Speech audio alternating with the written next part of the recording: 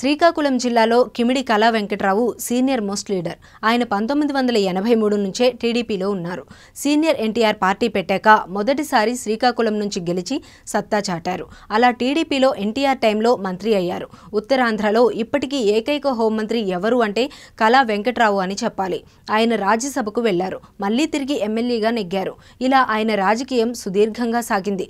2019లో భారీ ఓటమి తర్వాత మాత్రం దశ తిరగడం లేదంటున్నారు. ఉత్తరాంధ్రలో కీలకంగా ఉండే ఈ నేతకు ఇప్పుడు టికెట్ దక్కుతుందా లేదా అన్న చర్చ సాగుతోంది. కళాను చీపురుపల్లి వెళ్లమని చంద్రబాబు కోరుతున్నారంటున్నారు.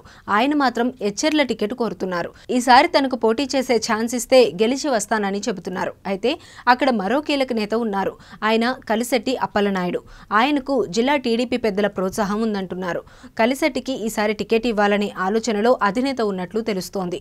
అదే టైంలో బీజేపీకి ఈ టికెట్ ఇవ్వడానికి చూస్తున్నారనే ప్రచారం సాగుతోంది. కళాకు ఎచ్చెర్ల టికెట్ దక్కదనే ప్రచారంగా ఉంది. కళా ఒప్పుకుంటే చీపురుపల్లి నుంచి పోటీ చేయడం, లేకపోతే రాజకీయాల నుంచి విరామం తీసుకోవడమే అంటున్నారు. టీడీపీకి ఏపీ ప్రెసిడెంట్గా పనిచేసిన కళా వెంకట్రావు తన టికెట్ కోసం ఎదురుచూపులు చూడటం అంటే బాధాకరమని ఆయన అనుచరులు, అభిమానులు అంటున్నారు. మరోవైపు టీడీపీ 3వ లిస్టులో కళా పేరు లేదు. అదే టైంలో ఎచ్చెర్ల, చీపురుపల్లిని ఉంచేశారు. కళాకు విషయం అర్థమైందంటున్నారు.